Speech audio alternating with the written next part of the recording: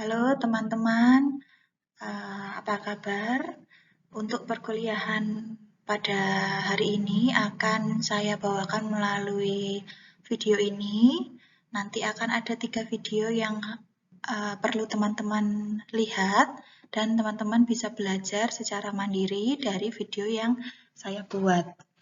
Nah, untuk video yang pertama, saya akan lebih berbicara tentang patofisiologi gangguan pada sistem respirasi, terutama di bagian atas.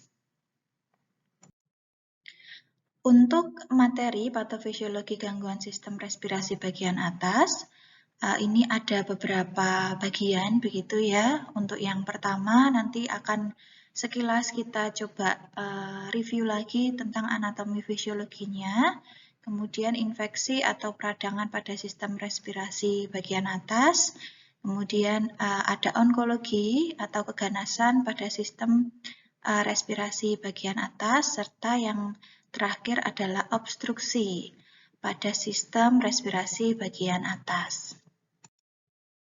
Nah, kita akan mulai dulu dengan mereview dari apa yang sudah kita pelajari di minggu-minggu yang lalu terkait dengan anatomi fisiologi sistem respirasi bagian atas. Kita tahu bahwa respirasi bagian atas itu terdiri dari 3 organ, yaitu hidung, faring, dan laring. Dengan fungsinya masing-masing begitu ya. Untuk hidung sebagai saluran utama masuknya udara dari luar ke dalam tubuh kita, serta fungsi yang lainnya untuk menyaring udara-udara yang masuk, sehingga ketika dihirup itu udara itu sudah bersih gitu ya. Begitu teman-teman, dan fungsi hidung yang lainnya. Kemudian juga ada faring. Faring terletak di bawahnya nasal gitu ya, kemudian juga di belakangnya rongga mulut juga ada faring, kemudian ada juga yang berbatasan dengan laring gitu. Jadi dari nasofaring, kemudian orofaring, dan laringofaring gitu. Ada 3 bagian. Nah, kemudian setelah itu ada bagian di sistem respirasi atas yang dinamakan laring. Biasanya laring ini identik dengan fungsinya sebagai organ pembentuk suara. Mengapa kita bisa berbicara dengan mengeluarkan suara? Itu karena peranan dari laring ini, di mana pada laring itu terdapat pita suara gitu ya. Dan ketebalan pita suara masing-masing orang itu berbeda, sehingga bisa menimbulkan jenis suara yang berbeda-beda pula. Oke, selanjutnya kita akan masuk ke beberapa jenis penyakit pada sistem respirasi bagian atas yang disebabkan oleh infeksi. Di antaranya adalah ada common cold, gitu, kemudian ada sinusitis, ada rinitis, dan faringitis. Oke, ini yang pertama yaitu common cold. Biasanya ini sama gitu ya namanya dengan salesma, tapi orang-orang atau masyarakat luas lebih mengenalnya dengan common cold. Kalau di Indonesia itu lebih dikenal sebagai batuk pilek. Nah, 90% disebabkan oleh virus. Umumnya penyebabnya adalah virus rhinovirus yang ukurannya 0,02 sampai 0,3 mikron. Ini merupakan virus yang kecil, cukup kecil gitu ya teman-teman ya. Kemudian virus yang lain diantaranya ada Streptococcus Haemolyticus grup E, kemudian respiratory syncytial virus, influenza, parainfluenza, dan lain sebagainya. Itu adalah penyebab-penyebab virus yang bisa menyebabkan terjadinya common cold. Biasanya pada anak-anak ini terjadi lebih tinggi gitu ya untuk prevalensi terjadinya dibandingkan dengan pada orang dewasa. Mungkin juga bisa terkait dengan sistem imun yang masih proses pembentukan dan lain sebagainya seperti itu.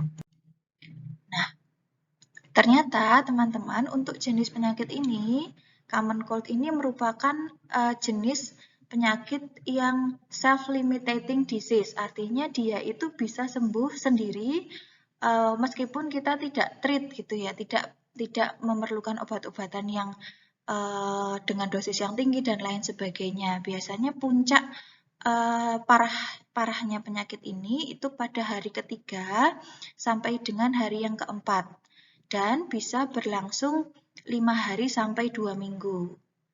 Nah, pada common cold ini teman-teman terjadi iritasi atau peradangan selaput lendir hidung akibat dari infeksi. Nah, akibatnya itu akan menghasilkan banyak lendir. Kemudian muncullah tanda dan gejala hidung tersumbat dan sulit bernafas. Itu akibat dari produksi lendir yang banyak gitu ya. Kemudian juga biasanya tidak disertai demam. Jika ada pun tidak terlalu tinggi. Ini juga yang membedakan common cold dengan influenza. Jadi common cold adalah penyakit yang berbeda dengan influenza ya. Kalau influenza itu biasanya identik dengan demam yang cukup tinggi gitu. Tetapi kalau misalnya common cold ini tidak terlalu tinggi. Biasanya kita tetap bisa melakukan aktivitas sehari-hari dengan cukup baik gitu ya, walaupun kadang hidung tersumbat, kemudian bersin-bersin dan lain sebagainya. Oke, ini kurang lebih gambarannya ya teman-teman ya. Di mukosa hidung itu produksi mukusnya banyak sehingga ini yang kita sebut sebagai pilek gitu ya. Nah, kemudian juga ini terjadi di hampir semua bagian mukosa hidung secara rata. Kemudian juga di antaranya gejala yang lainnya ada sore throat atau nyeri di tenggorokan, sakit begitu ya. Kemudian juga kadang bisa menyebabkan sakit kepala juga untuk common cold ini. Oke, ini kurang lebih untuk patofisiologinya begitu ya. Jadi dimulai dari yang sebelah kiri ini ada viral infection of nasal cells gitu. Jadi mulai menginfeksi bagian dari hidung. Kemudian ada dua respon. Yang pertama itu ada chemical mediator of inflammation atau reaksi mediator kimia di dalam tubuh akan adanya inflamasi. Serta yang kedua itu ada sensitization of irritate of airway receptor. Jadi ada sensitivitas dari reseptor di saluran pernafasan. Kita mulai bahas dulu dari yang respon dari mediator kimia gitu ya. Itu ada, kemudian dia berjalan ke mengakibatkan vascular dilatation atau dilatasi pembuluh darah yang menyebabkan nasal obstruction. Ini obstruction, bukan obstruction ya. Jadi ada obstruksi di bagian hidungnya. Kemudian respon yang kedua dari aktifnya mediator inflammation ini adalah increase vascular permeability atau peningkatan permeabilitas dari pembuluh darah yang menyebabkan jaringan itu udem serta serum tertransduksi. Nah, dari jaringan yang udem ini bisa menyebabkan juga obstruksi di nasal. Oke, kemudian yang kedua itu adalah yang sensitization of irritate of airway receptor gitu ya. Jadi ada reseptor-reseptor di bagian saluran pernafasan yang dia itu tuh sensitif gitu ya terhadap respon dari luar. Misalnya ada viral atau virus gitu. Kemudian dia akan tersensitifikasi. Dia akan aktif seperti itu yang menyebabkan cholinergic stimulation-nya itu juga teraktivasi yang menyebabkan peningkatan produksi mukus. Kemudian terjadilah yang namanya rhinorrhea atau keluarnya cairan di bagian hidung kita gitu. Kemudian respon yang kedua adalah bronchoconstriction. Ini adalah penyempitan dari bronkus yang menyebabkan batuk-batuk. Biasanya kalau common cold ini tandanya ada pilek, kemudian ada batuk gitu ya. Kemudian respon yang langsung dari viral infection ini ada bersin. Kenapa? Karena tubuh kita berespon langsung ingin mengeluarkan itu gitu. Kemudian ada juga sore throat atau nyeri tenggorokan akibat dari proses peradangan yang terjadi di dalam tubuh. Oke, kemudian untuk penata laksanaannya ini dengan menggunakan terapi simptomatik gitu ya, jadi sesuai dengan tanda dan gejala yang muncul.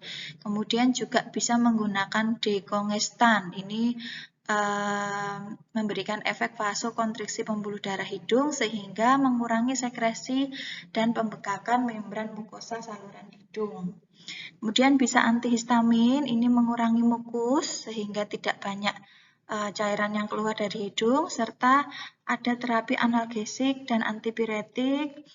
Kalau biasanya kalau jenis ini untuk common cold yang diresepkan adalah paracetamol gitu ya, karena termasuk yang obat yang umum digunakan bagi banyak orang. Kemudian ada antitusif, ekspektoran, dan mukolitik, serta bila perlu penambahan vitamin terkait dengan peningkatan daya tahan tubuh untuk merespon adanya virus.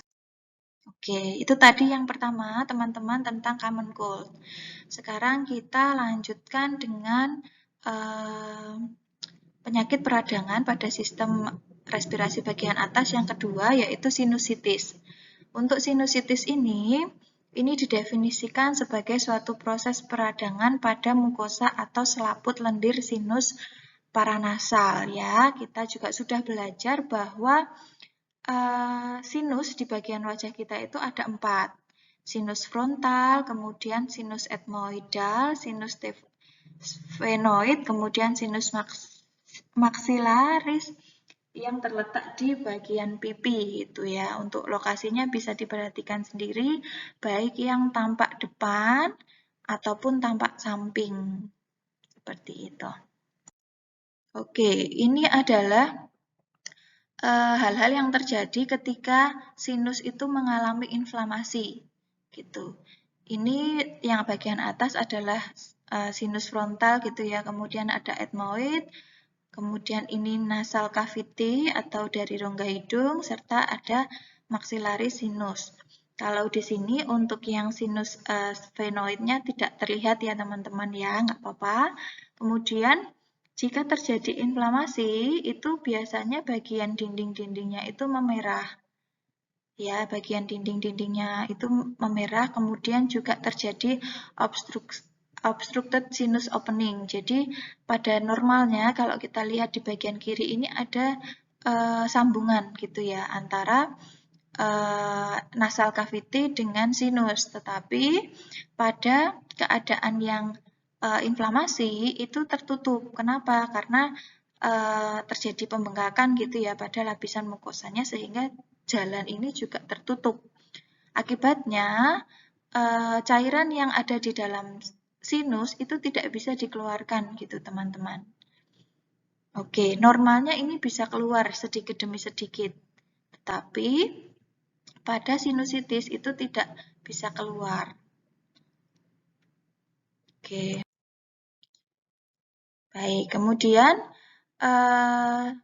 untuk klasifikasinya itu ada akut dan juga kronis. Untuk yang akut ini paling sering terjadi begitu ya. Jadi sebentar saja kemudian sembuh. Penyebabnya biasanya virus dan bakteri.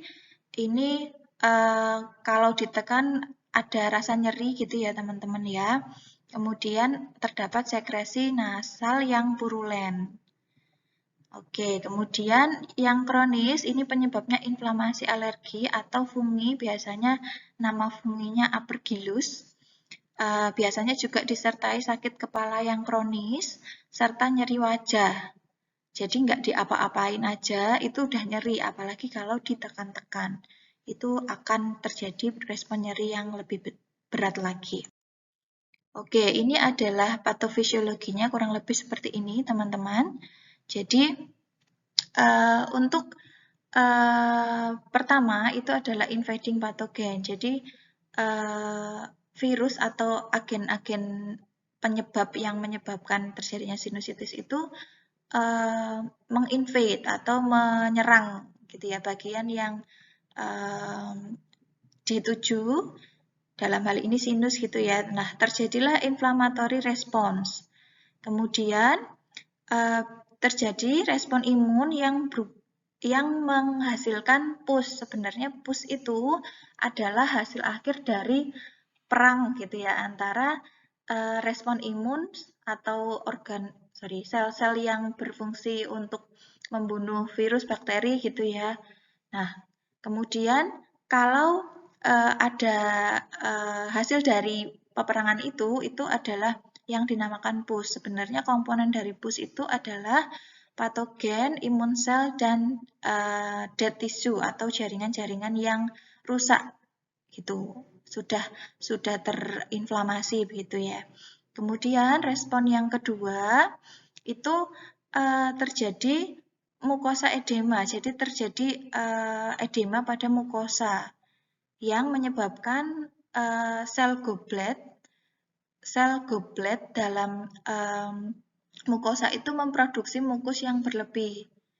Nah, akibatnya terjadi akumulasi mukus di rongga sinus.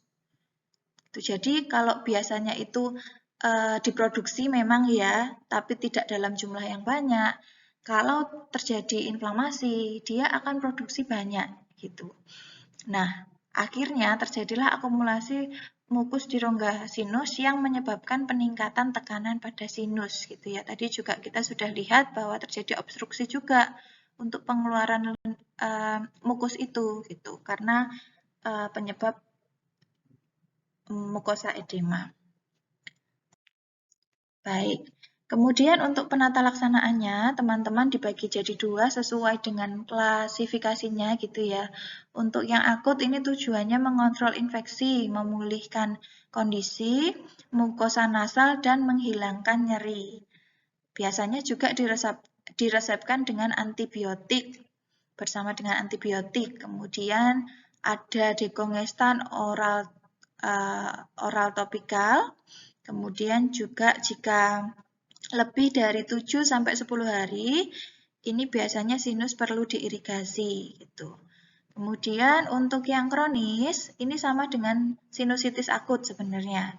Nah, pembedahan diindikasikan untuk memperbaiki deformitas struktural yang menyumbat ostium sinus.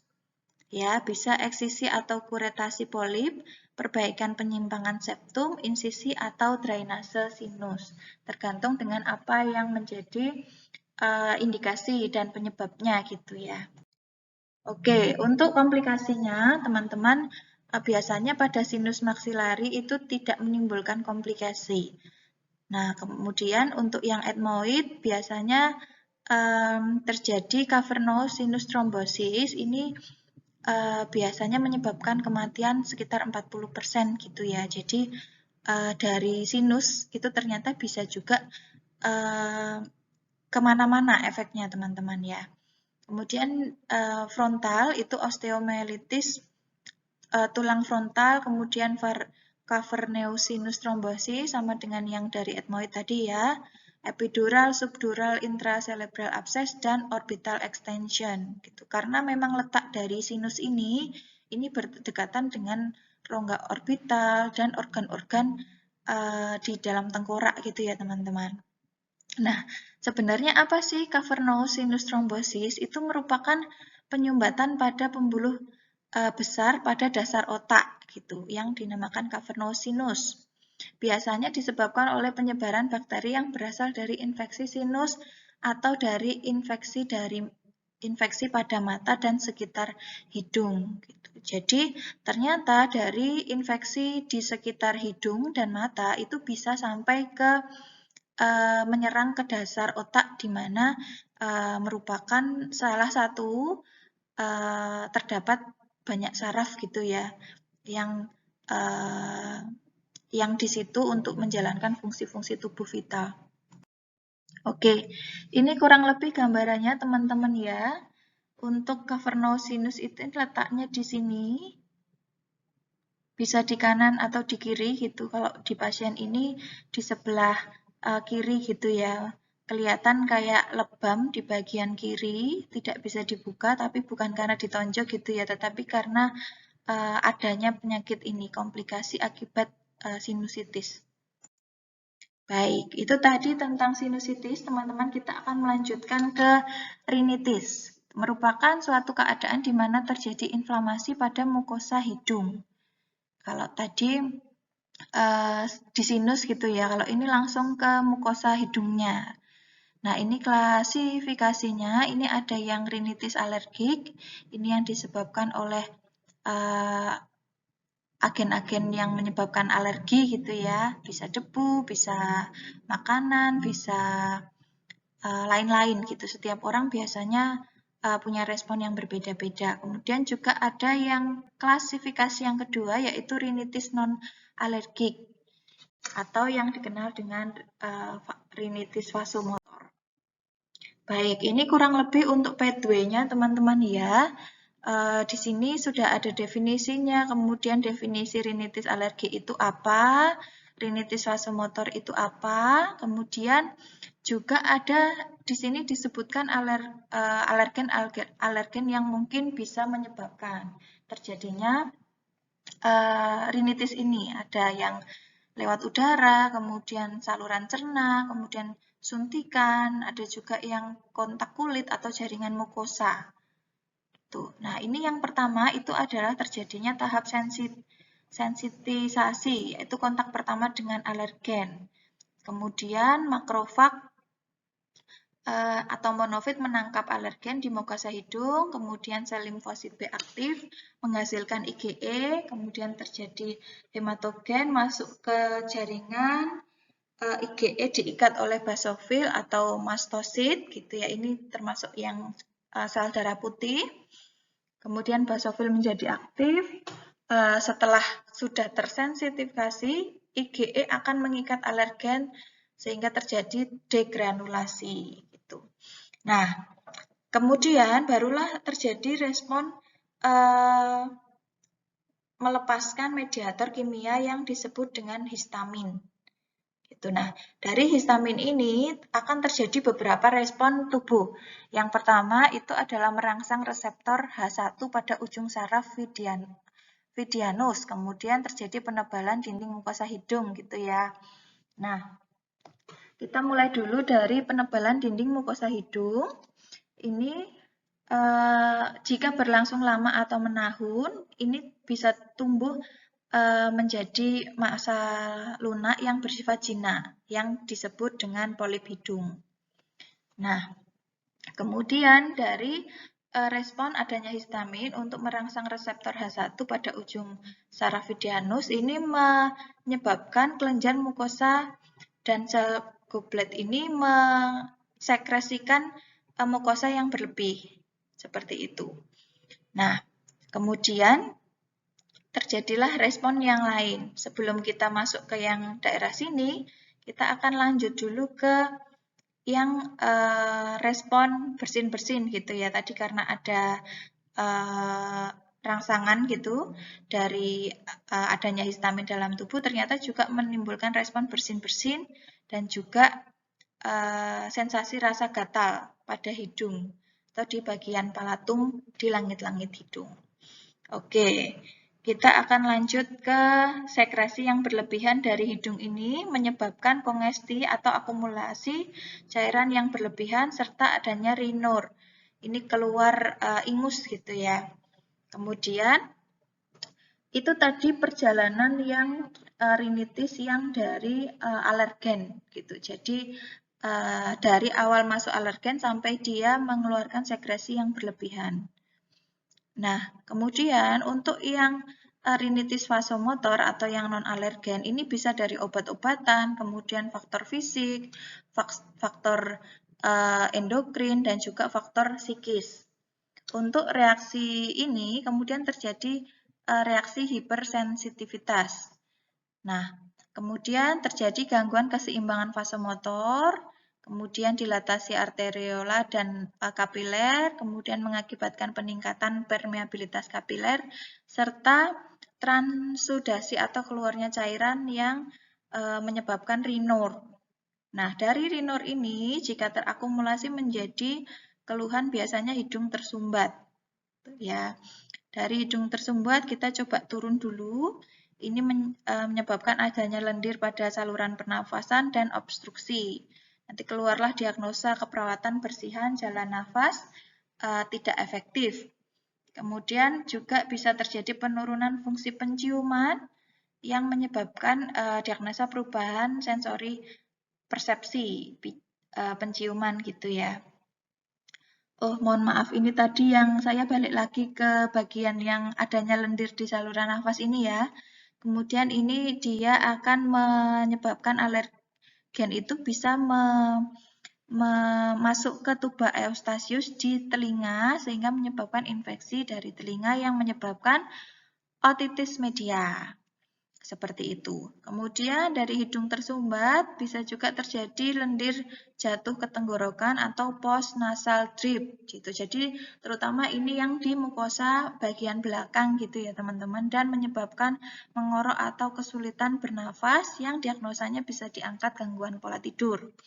Kemudian setelah itu again dari hidung tersumbat bisa terjadi juga penurunan nafsu makan yang menyebabkan gangguan nutrisi kurang dari kebutuhan tubuh serta terjadinya peradangan pada hidung atau paranasal akibat alergen yang disebut sebagai sinusitis rinogenik. Ini merupakan komplikasi dari adanya rinitis ini.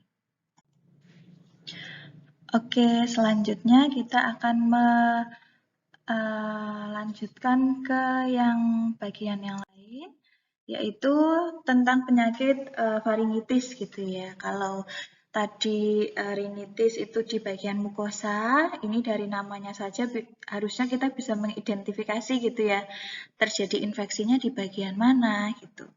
Nah, ini tentu saja di bagian faring begitu ya. Ini untuk etiologinya itu bisa karena viral atau virus ini yang menyebabkan edema dan pharyngeal mucosa gitu. Kemudian ada yang streptokokal, ini terjadi exudat dan hemorrhagic involving tonsils dan pharyngeal walls. Jadi di bagian tonsil dan bagian faring itu dinding-dinding faring itu terjadi perdarahan gitu teman-teman. Kemudian ada penyebabnya yang Epstein-Barr virus. Ini juga mungkin bisa terjadi adanya eksudasi gitu ya, adanya pus.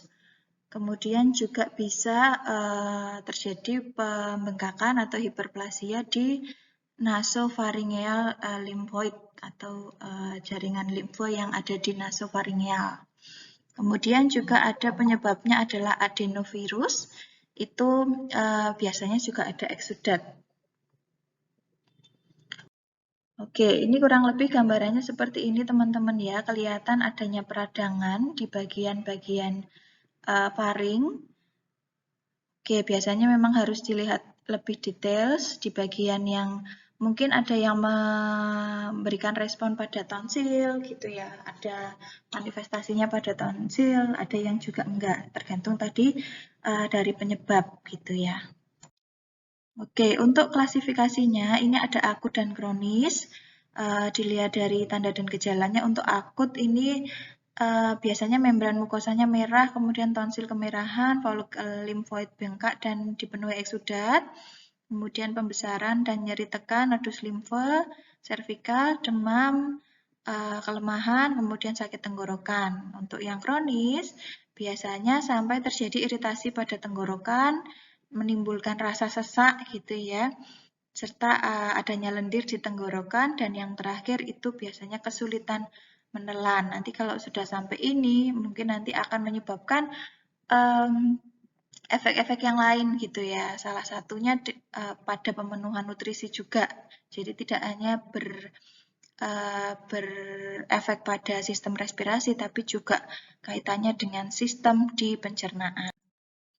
Oke, untuk penata laksanaannya ada akut dan kronis gitu ya, sesuai dengan tadi klasifikasinya. Untuk yang akut mungkin cukup dengan antimikrobial, kemudian dari dia cair atau lunak gitu. Diupayakan untuk tidak mengkonsumsi untuk yang diet yang padat dulu supaya tidak melukai bagian-bagian yang sudah tadi teriritasi gitu ya. Kemudian untuk yang kronis bisa diberikan dikongestan, antihistamin, mungkin juga spray nasal untuk spray nasal yang mengandung epinefrin sulfat atau phenylnephrine hidroklorida. Ini untuk membantu untuk proses pembukaan dari faring ini supaya tidak menghambat jalan nafas. Baik, saya lanjutkan lagi. Nah, ini kita sudah masuk ke penyakit yang berkaitan dengan onkologi atau yang berkaitan dengan keganasan, gitu ya. Kita tahu bahwa terjadinya keganasan di dalam tubuh kita itu diakibatkan karena adanya mutasi gen, yang sebenarnya itu setiap orang itu punya gitu ya, yang dinamakan proto-oncogen, tetapi kemudian diaktifkan menjadi sel-sel yang dia onkogen dan dia itu aktif gitu untuk terjadinya sebuah keganasan, baik itu nanti masuknya ke tumor gitu atau ke karsinoma. Oke. Nah, ini kita mulai dulu dari karsinoma nasofaring. Ini gambarannya seperti ini gitu ya teman-teman ya. Di bagian rongga mulut kita kalau dilihat lagi gitu ya, masuk ke dalam itu ada bagian faring, kemudian ada yang bagian nasofaring yang berhubungan dengan rongga hidung gitu ya. Ini biasanya yang terletak keganasan itu di area itu gitu ya. Kenapa kok namanya karsinoma nasofaring? Karena memang terjadi keganasan atau pertumbuhan jaringan yang tidak bisa dikendalikan di area tersebut, gitu di area nasofaring. Oke, ini merupakan karsinoma yang muncul pada daerah nasofaring ya. Di area di atas tenggorok dan di belakang hidung. Faktor resikonya, kenapa kok faktor resiko gitu ya teman-teman? Karena untuk kanker ini tidak bisa 100% diketahui penyebabnya. Tidak seperti infeksi, oh virus tahu ini penyebabnya, tetapi kalau keganasan itu tidak bisa sehingga kita bisa mengambilnya dari faktor resiko. Biasanya lebih banyak kepada jenis kelamin wanita, ras Asia dan Afrika Utara, umur sekitar 30-50 tahun, kemudian makan makanan yang frozen food, gitu ya. Kemudian juga ternyata ada infeksi virus, ada riwayat keluarga yang kanker juga, kemudian ada faktor gen HLA dan genetik, merokok serta minum alkohol. Semua itu adalah hal-hal yang diidentifikasikan menjadi faktor resiko dari terjadinya karsinoma nasofaring. Baik, kemudian untuk gejala yang muncul itu dapat berupa telinga terasa penuh gitu ya teman-teman ya. Kemudian ada tinnitus, ada otalgia atau nyeri pada telinga, kemudian hidung tersumbat, lendir bercampur dengan darah. Jadi kalau normalnya mukosa itu tuh bening gitu ya, mungkin agak keruh, tetapi kalau karsinoma nasofaring ini biasanya sudah bercampur dengan darah. Nah, untuk stadium lanjut, ini dapat ditemukan benjolan pada leher. Terdapat gangguan saraf, kemudian diplopia, dan neuralgia trigeminal untuk saraf yang nervus yang ketiga, 4, 5, dan yang keenam. Baik, kemudian kita lanjut yang kedua, masih dengan karsinoma, tetapi ini terjadi di laring begitu ya. Ini 2% dari semua kanker yang terjadi. Paling sering terjadi pada usia 40 tahun ke atas. Biasanya laki-laki itu lebih tinggi, yaitu 7:1 dibandingkan dengan perempuan. Hampir semua kasus terjadi pada perokok. Nah, ternyata juga disinyalir itu diprediksikan terdapat juga peran pajanan alkohol dan asbestos. Asbestos itu adalah polusi-polusi udara dari debu, kemudian udara yang tidak bersih gitu ya, kemudian asap-asap rokok, kemudian juga ada gas-gas buangan kendaraan, dan lain sebagainya. Kemudian juga ada faktor terpajan radiasi, serta faktor penunjang lain, misalnya berteriak keras, kemudian ada riwayat keluarga, laringitis kronis, dan defisiensi nutrisi, dalam hal ini vitamin riboflavin. Baik, lokasinya biasanya paling sering itu di area glotis atau di area pita suara, itu 2/3 kasusnya ada di situ. Tapi ada juga yang di area supraglotis atau di atas glotis gitu ya, termasuk di epiglotis dan di daerah pita suara yang palsu. Itu 1/3 dari kejadiannya. Kemudian juga ada area subglotis atau area di bawah glotis, itu hanya 1% kejadian dari keseluruhan. Baik, ini kurang lebih untuk yang lokasi dari vokal cord-nya gitu ya. Jadi tadi sudah dilihat gitu ya. Ada yang kankernya yang terjadi di supraglotis, kemudian ada yang terjadi di glotis gitu, paling banyak terjadi di glotis, kemudian ada yang subglotis. Gitu. Kebanyakan di area glotis atau di bagian pita suara ini. Oke, nah untuk tanda dan gejalanya ini diantaranya suara serak gitu ya, karena fungsinya laring itu kan